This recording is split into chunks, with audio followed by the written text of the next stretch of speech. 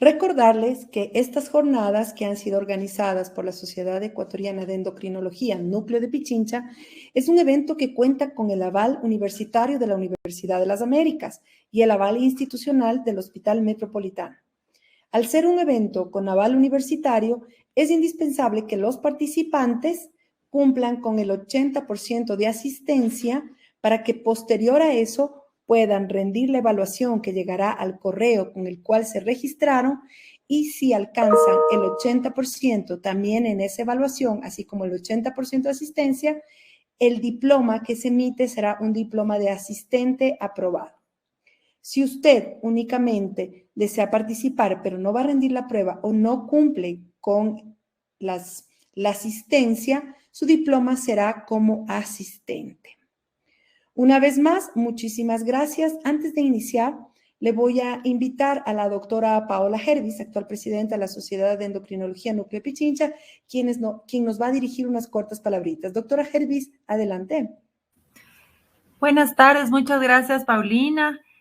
Buenas tardes con todos. Agradezco este cuarto día de transmisión, este evento virtual, yo considero bastante exitoso, en el que hemos tenido temas muy comunes en la consulta. Ustedes habrán visto el día lunes hablamos de patología tiroidea, el día martes endocrinología pediátrica y el día de ayer algunos temas misceláneos, todos y en función del objetivo que ha diseñado esta jornada, la patología endocrino-metabólica de la mujer. Sin embargo, es importante reconocer que la patología en torno a la mujer es más allá de eso, es bastante compleja. Y por eso, el día de hoy, hemos visto oportuno seleccionar estos temas que verán a lo largo de la noche. Muchos de estos temas son pocos hablados y controvertidos, pero para conmemorar el Día Internacional de la Mujer, hemos considerado muy oportunos.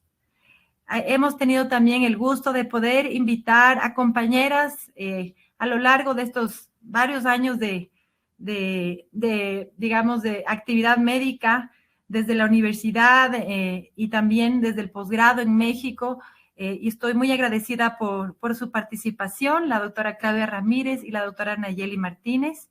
Y para finalizar, la última charla, también una colega orgullosamente ecuatoriana, pero residente en España hace varios años, en donde es experta con el tema de cierre de la noche, violencia de género.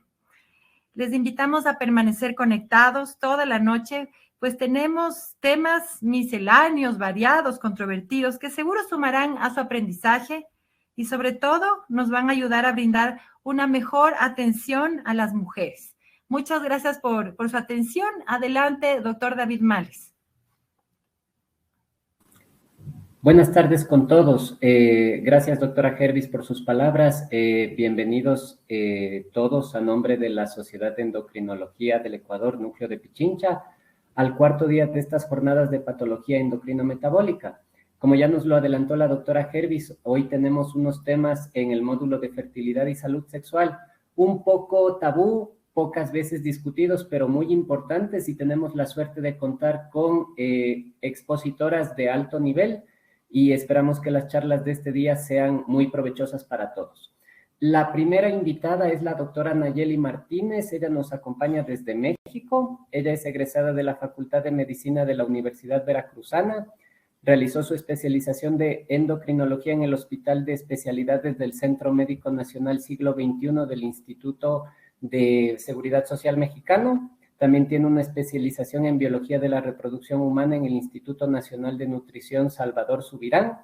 Ha cursado estudios de especialización en Ginebra, Suiza, en el tema de salud sexual y reproductiva y es socio titular y miembro del grupo de trabajo de endocrinología reproductiva de la Sociedad Mexicana de Nutrición y Endocrinología. Doctora Martínez, cuando guste, por favor. Bueno, pues muchas gracias por la invitación a la Sociedad Ecuatoriana de Endocrinología, al doctor Males por la presentación y pues a la doctora Hervis por la atenta y amable invitación a participar en este evento muy, muy interesante. Y a continuación, pues hablaré de algunos aspectos de infertilidad, particularmente en la mujer, y quisiera enfocarme a hablar de este tema desde un punto de vista endocrinológico. ¿Qué podemos hacer como endocrinólogos para poder realizar un abordaje adecuado de la paciente con infertilidad que llega a nuestra consulta? Y para eso primero vamos a definir qué es infertilidad. Infertilidad se define como la incapacidad para lograr un embarazo después de 12 meses de relaciones sexuales sin protección, sin un método de planificación familiar. Y este tiempo se puede acortar particularmente en ciertos escenarios. Cuando estamos frente a una mujer de más de 35 años que ha tenido historia de alguna alteración menstrual del tipo amenorrea, que tiene ya un diagnóstico de endometriosis conocida, en el que la pareja se sospecha pudiera haber un factor masculino de infertilidad. En ese escenario podríamos definir la infertilidad en un periodo más breve de tiempo, que sería 6 meses. ¿Qué tan frecuente es la infertilidad? La infertilidad en las parejas alrededor del mundo podemos decir que es un problema de salud que aqueja en promedio al 15% de las parejas. Dependiendo de las zonas geográficas de las que hablemos, esto puede variar. Sin embargo, podemos redondear este número en el 15% de ellas.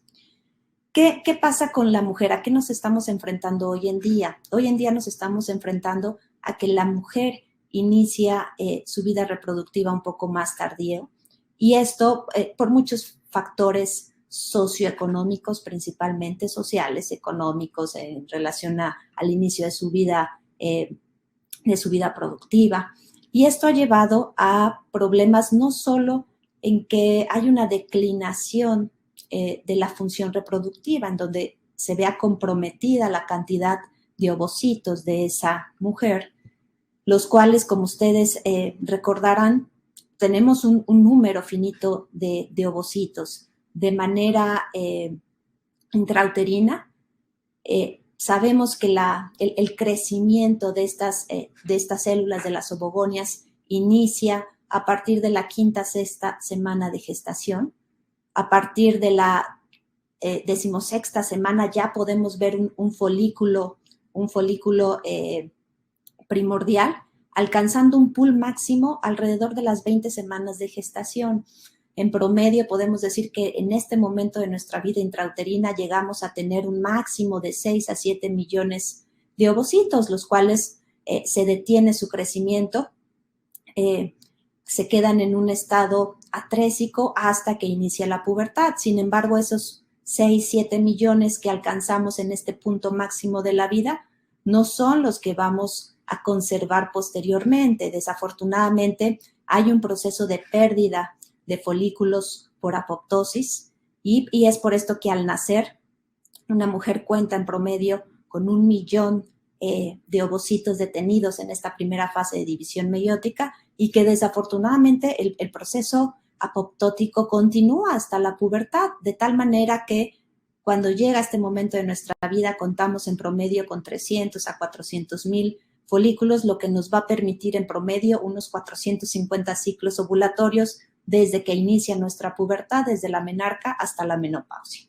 Y eso quiere decir pues que tenemos un número finito de oportunidades para lograr la concepción.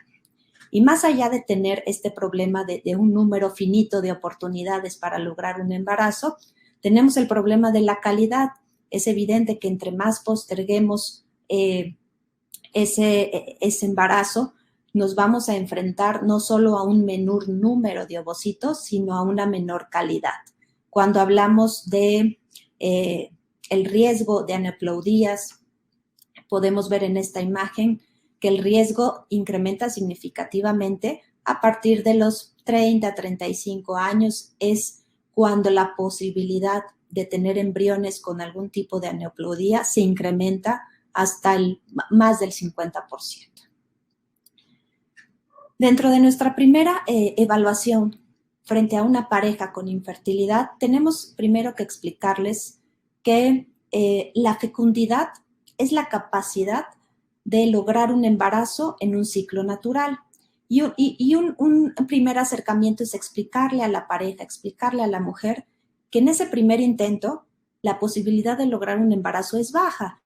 hablamos de un 20 a 25% en una pareja saludable de menos de 30 años, de lograr un embarazo en una primera oportunidad. Obviamente esta fecundidad se incrementa con el número de intentos. Podemos decir que durante los primeros 6 meses de vida sexual activa, regular, sin un método de planificación, una pareja puede lograr un embarazo en el 60%, y después del primer año esta posibilidad se incrementa al 80-90%. Nuestra edad, la edad donde alcanzamos este máximo potencial reproductivo es a los 20 años, y desafortunadamente esta fecundidad por ciclo natural de la que hablo desciende importantemente, decíamos a partir de los 30 a 35 años, y la mujer que llega a los 40 años, esta fecundidad puede caer a menos del 10% por ciclo. Es por esto que cuando nos acercamos a una pareja, a una mujer con infertilidad, nuestro abordaje inicial pues debe incluir evidentemente una búsqueda exhaustiva de factores a través de la historia clínica, factores que aquí menciono, no me voy a ir a detallar cada uno de ellos, pero es parte muy importante de esa primera evaluación. La buena noticia, cuando se detecta algún factor, primero se detecta infertilidad en una pareja, este 15% de la población que puede tener infertilidad, la buena noticia es que esa pareja puede ser tratada en el 90% de los casos con un diagnóstico adecuado. Con un diagnóstico adecuado podemos revertir esa infertilidad en el 80-90% de las parejas, y eso significa que muy pocas van a requerir técnicas de alta complejidad. De hecho, en este porcentaje de pacientes, en su gran mayoría, cuando son sometidos a técnicas de baja complejidad, se va a poder lograr un embarazo. ¿Y a qué nos referimos? ¿Cómo va el camino de una pareja hacia estas técnicas de baja complejidad? Primero decíamos el diagnóstico de infertilidad, este abordaje integral, completo de la pareja para poder identificar el factor causal. Hay que hacer una adecuada evaluación de la reserva ovárica de la mujer, y si no vemos comprometida la reserva ovárica, esta paciente puede ser candidata a esta técnica de baja complejidad, a una estimulación ovárica controlada, a ciclos de inseminación intrauterina, de coito programado, sin necesidad de llegar a una técnica de alta complejidad. Y es por esto que la identificación del factor de infertilidad resulta particularmente importante. Dentro de los factores de infertilidad, quiero hacer notar que 30-40% de las parejas con infertilidad pueden presentar un factor ovulatorio, factor que llamamos endocrino ovárico. Este factor endocrino ovárico representa una de las principales causas de infertilidad en las parejas, y en este se engloba dentro del factor femenino. Dentro de este factor femenino también puede haber defectos tuboperitoneales, factor uterino, como parte de todo lo que englobamos dentro de la etiología del factor femenino. Sin embargo, vuelvo a insistir, el 30-40% de este factor femenino va a ser por un factor endocrino ovárico. 40% de las causas de infertilidad pueden ser de etiología masculina, por tener un factor masculino, y en el 20% de los casos puede haber un factor mixto. Y entonces, en esta primera evaluación del factor endocrino ovárico, tenemos que hacer una evaluación metódica. ¿Y a qué me refiero con esto? Esta evaluación del factor endocrino ovárico, del factor femenino de infertilidad, lo debemos de hacer a través de una serie de pasos que nos permitan llegar finalmente a ese diagnóstico. Y aquí en esta imagen, me gusta presentar esta imagen porque es muy gráfica de cómo se sugiere la evaluación de este factor femenino. Primero, evidentemente, la evaluación hormonal. Y la evaluación hormonal siempre se va a sugerir en una fase folicular temprana. ¿Por qué? Porque es una herramienta que me permite evaluar la reserva folicular. La reserva folicular, la reserva ovárica, la podemos estimar mediante la cuantificación de gonadotropinas y estradiol en fase folicular temprana, de tal manera que FSH, LH, estradiol serán esos parámetros obligados a evaluar en esa mujer con infertilidad. Evidentemente, si es una mujer que tiene antecedente de disfunción ovulatoria, habrá que excluir algunas otras causas endócrinas, por lo que la medición de una prolactina, de un perfil tiroideo se puede incluir como parte de esta evaluación. Y un último marcador que, si bien es cierto que no tiene variabilidad durante el ciclo, pues aprovechamos esta primera evaluación para hacer lo que es la cuantificación de hormona antimuleriana. Hormona antimuleriana junto con gonadotropinas y estradiol en esta primera fase del ciclo, un día 3, nos va a permitir establecer la reserva ovárica de esta paciente. Además de un ultrasonido en fase folicular nos permite hacer un conteo de folículos antrales y eso es otro muy buen marcador que estima la reserva ovárica de una paciente. Posteriormente en ese ciclo menstrual se sugiere hacer una histerosalpingografía. La histerosalpingografía va a ser un método de imagen diagnóstico que me va a permitir al término de la menstruación, de esa primera fase del ciclo, evaluar permeabilidad tubaria y si hay alteraciones en la cavidad endometrial. Más adelante del ciclo menstrual es conveniente evaluar la ovulación, ya sea con ultrasonido. El ultrasonido nos permite ver qué capacidad de crecimiento folicular logró esa paciente. Y en la fase mesolútea, la cuantificación de progesterona. Siempre la cuantificación de progesterona se sugiere estimar 7 días previos al siguiente sangrado menstrual, de tal manera que de manera retrospectiva podemos saber en qué día cae.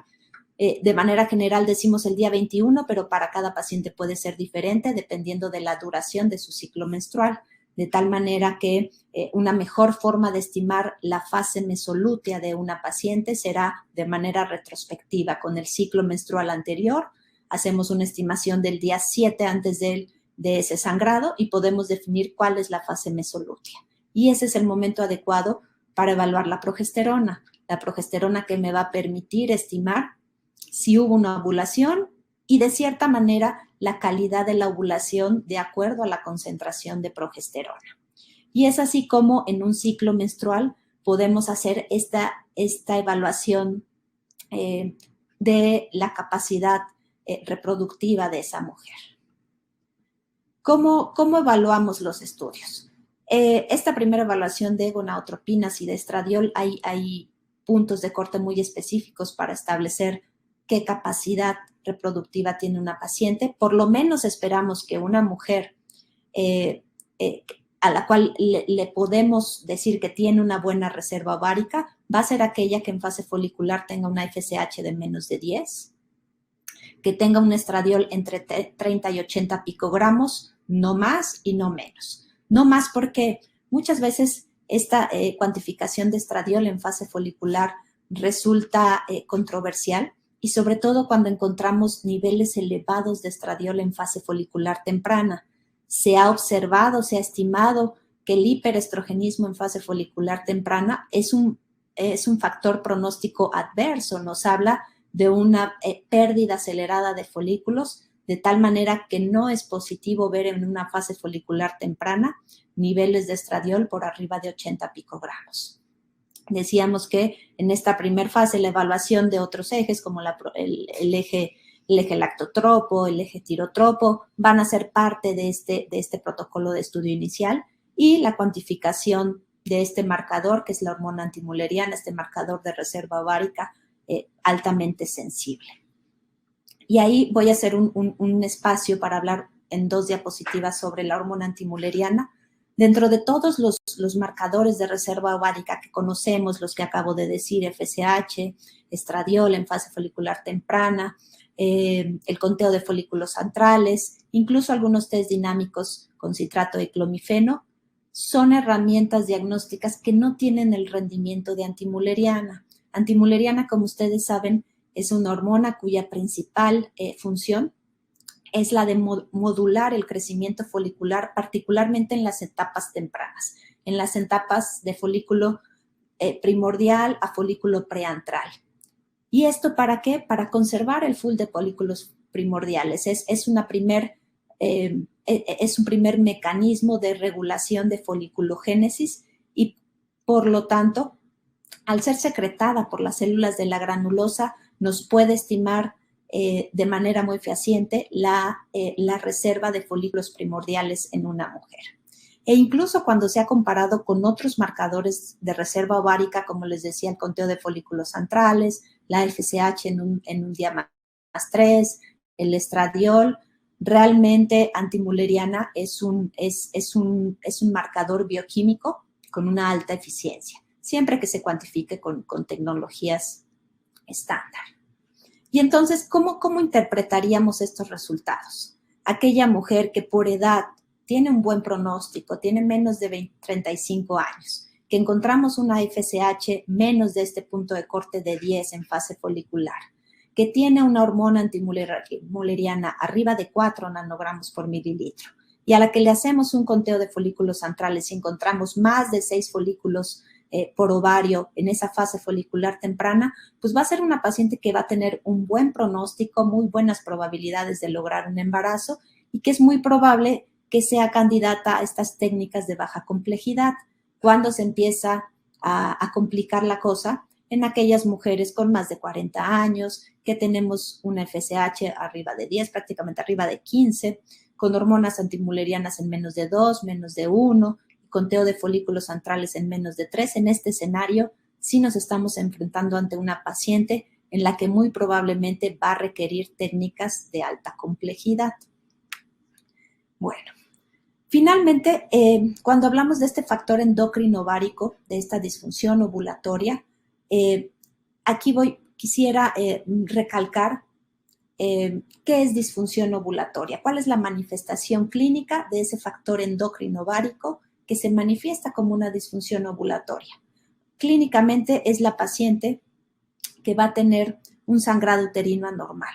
Como ustedes saben, la definición de sangrado uterino anormal ha cambiado en el tiempo. Hay términos que se han dejado de utilizar como menorragia, menometrorragia, como hiperpolimenorrea, por ser términos ambiguos, por ser términos que no eran claros en definir cuál era la alteración menstrual. Recientemente hace unos años, la FIGO junto con el Colegio Americano de Ginecología y Obstetricia trató de definir mejor la clasificación de los trastornos menstruales y englobó dentro del sangrado uterino anormal aquellos trastornos en donde hay un sangrado menstrual abundante, intermenstrual o un sangrado menstrual ausente, que es lo que conocemos como amenorrea. Dentro de la etiología de las causas de un sangrado uterino anormal, pues evidentemente la disfunción ovulatoria se encuentra dentro de las principales causas. Hay una clasificación clásica que utilizan los ginecobstetras cuando hablamos de alteraciones del patrón menstrual, que es esta clasificación Palm-Cohen, que permite al ginecobstetra identificar si la causa de ese sangrado anormal puede ser una causa estructural o no.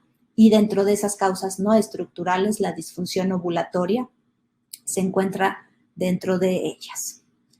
Y esta es la parte que nos toca como endocrinólogos. Ese sangrado menstrual ausente o que conocíamos anteriormente como amenorrea, evidentemente está fuertemente relacionado a disfunción del eje hipotálamo hipófisis ovario. Y cuando vemos la lista de desórdenes endocrinos relacionados a amenorrea, pues se ve un poco complicado. Pero bueno, los algoritmos finalmente lo que hacen es facilitarnos este protocolo de estudio de las pacientes con disfunción ovulatoria y amenorrea.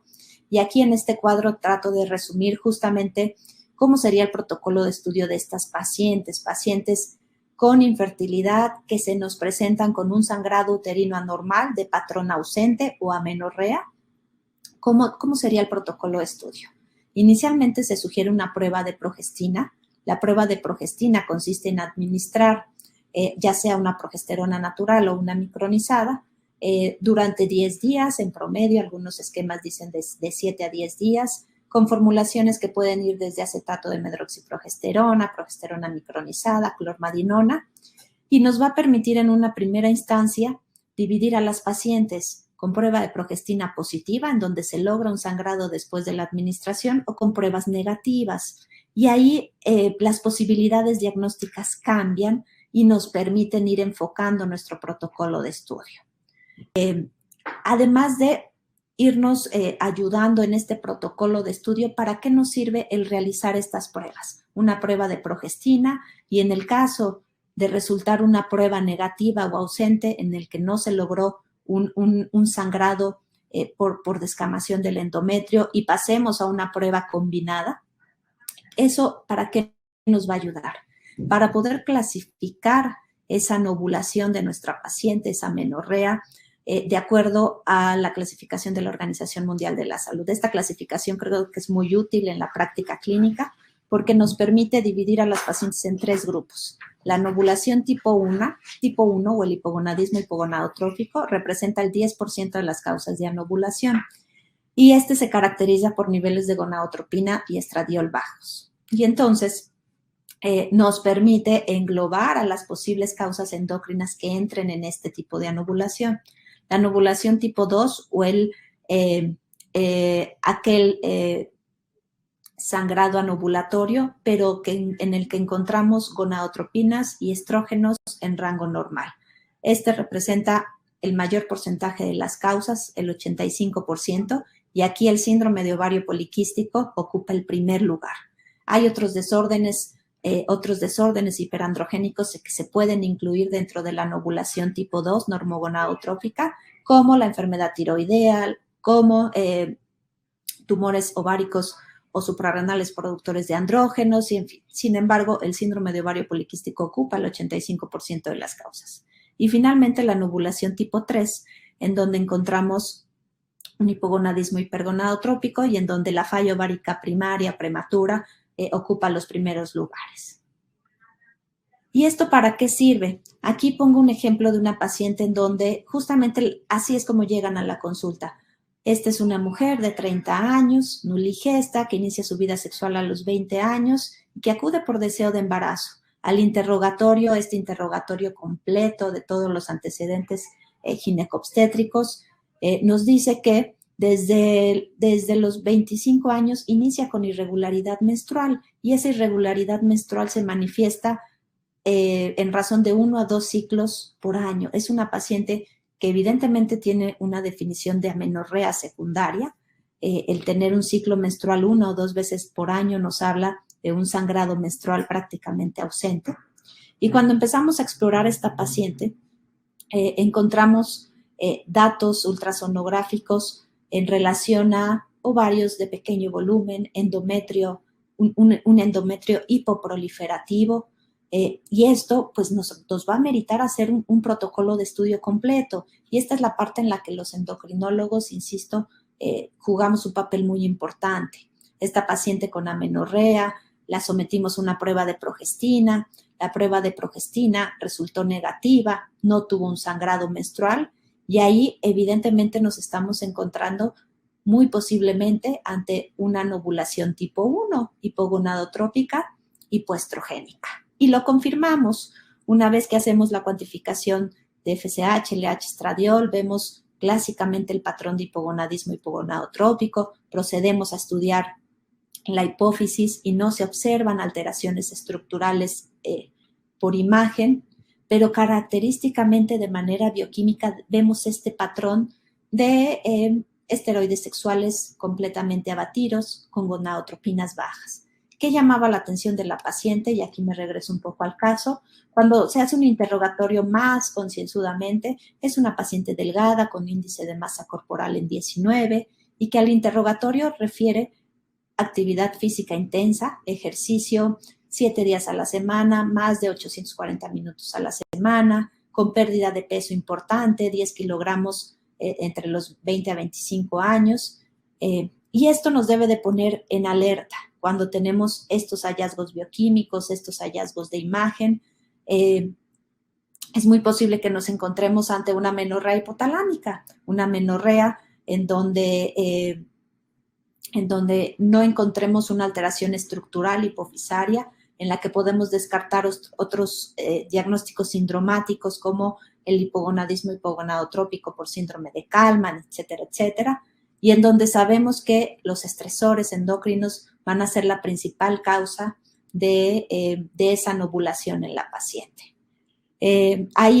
Como endocrinólogos tendríamos que entrar a estudios más complejos como pruebas de estimulación con análogos de GnRH para confirmar el diagnóstico, pero creo que básicamente Con esto quisiera concluir diciendo que el papel del endocrinólogo resulta primordial en el protocolo de estudio de una pareja infértil, particularmente en el factor endocrinoválico, en el factor femenino, la evaluación completa del eje hipotálamo, hipófisis, ovario, la evaluación con los marcadores de reserva va a ser fundamental y creo que lo podemos hacer desde un punto de vista endocrinológico, integrar los hallazgos bioquímicos, los hallazgos hormonales, los hallazgos de imagen van a ser esenciales para esa mujer, para tener un diagnóstico y con esto poder proponer un manejo oportuno. Finalmente, el tipo de técnica de reproducción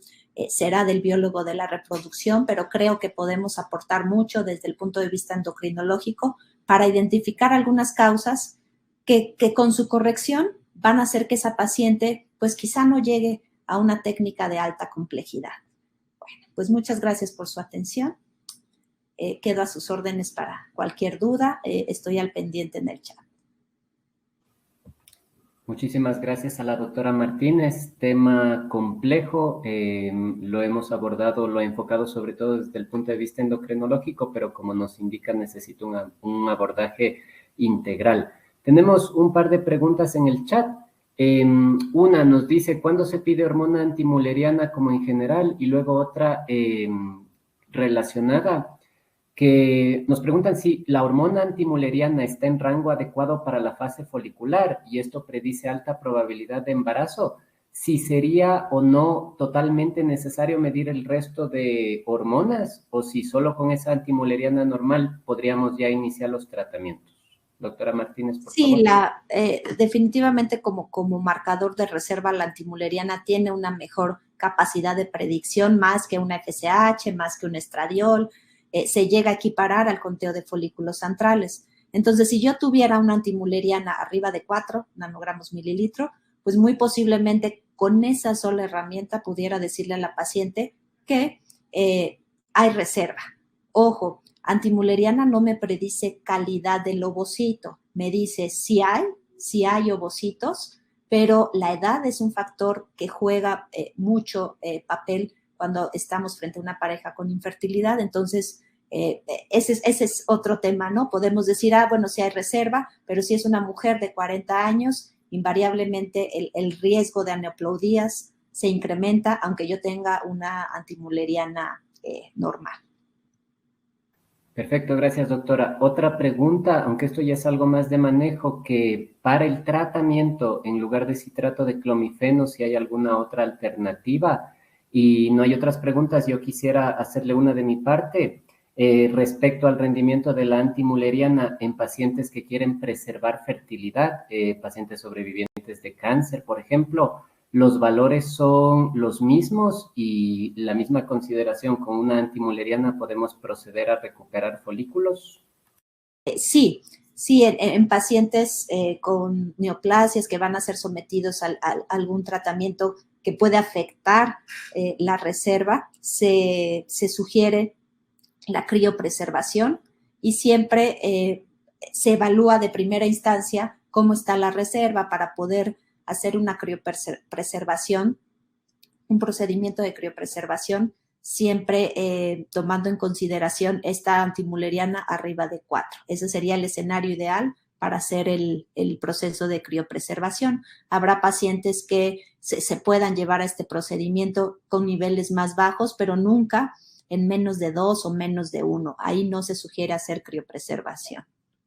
Y sí, cuando hablamos de baja complejidad, hay además del citrato de clomifeno, ese es el inhibidor de aromatasa clásico que conocemos, pero actualmente hay otras estrategias como letrozol, que se puede utilizar en técnicas de baja complejidad.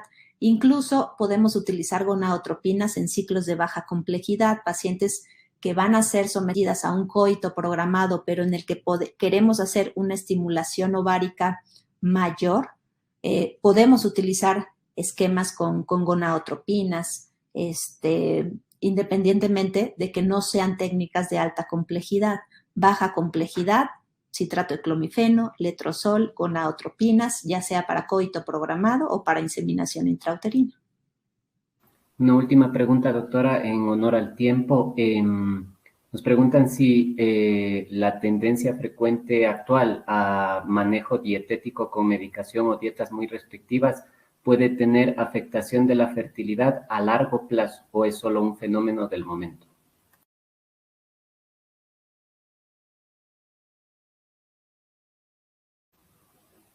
Doctora Martínez. Ay, perdón, no prendí el micrófono. Sí, la amenorrea hipotalámica es un desorden que nos puede llevar a anovulación crónica, pero que es corregible. No compromete la reserva, no compromete el número de ovocitos, pero evidentemente en ese periodo de tiempo en el que la paciente está bajo el hipogonadismo hipogonadotrópico, en el que no tiene ciclos ovulatorios, pues sí se va a ver comprometida la fertilidad, pero es algo reversible y que no afecta la reserva. Perfecto, muchísimas gracias, doctora Martínez, por su exposición.